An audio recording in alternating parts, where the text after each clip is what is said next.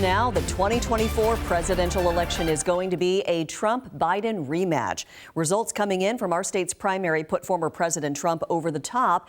That was further solidified with Hawaii's GOP caucus results that came out just a few hours ago. So he has now secured enough delegates to be the presumptive nominee for the Republican Party for the third time in a row.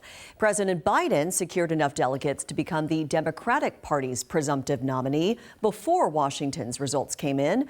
Both candidates released videos on social media thanking supporters and rallying voters for November's general election. You don't hear this very often, Meme, but it all came down to Washington State. Former President Trump securing the nomination in Washington State last night with enough delegates. Looking live at the updated totals here this morning in Washington State. Former President Trump on top with 74% of the vote, but Nikki Haley still getting 21% of the vote, 129,000 total votes. A bit surprising there as you go county to county. King County, the gap a little more narrow with Nikki Haley getting 33%, 61% for President Biden, but in most other counties, Snohomish, Skagit, Whatcom, the gap much wider. So in the end of the day, former President Trump coming out on top. On the Democratic side, no surprise there, former President Biden locking up the nomination earlier in the night in Georgia, but making a stand here in Washington State. The president actually getting an interesting uncommitted vote against him. This is one of the big stories this morning. 10% of voters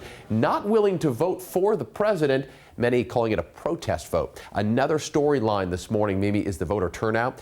In a similar primary election before the last 2020 election, Joe Biden, Donald Trump, there was a 50% voter turnout. It's just 26% right now. That number expected to increase as mail-in ballots are tabulated, but that's a lot of ground to make up. There's a general disinterest right now in this election.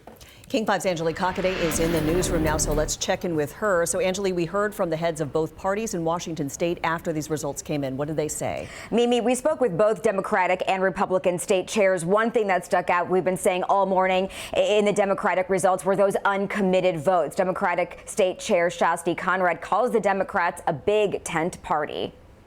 And we're just thrilled that people felt that they could participate in our primary and be able to, utilize this process as a way to get their voices heard. And, we were happy to see that there was engagement in all parts of our party. Meanwhile, on the Republican side, State Chair Jim Walsh says the focus for Republicans in Washington after last night's win is on those who didn't vote for President Trump. A lot of people also voting for Nikki Haley, despite having already dropped out of the race.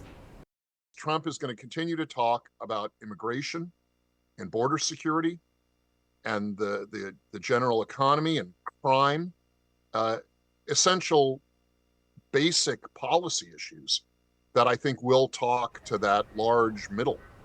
Now, coming up here from King 5 political analyst on what did and didn't surprise him about last night's turnout. But for now, I'll send it back to you in the studio. All right, Angelique, thanks. So what comes next? Well, President Biden and Trump are the two presumptive nominees, but several other states are still yet to hold primaries, including Florida, Illinois, and Ohio.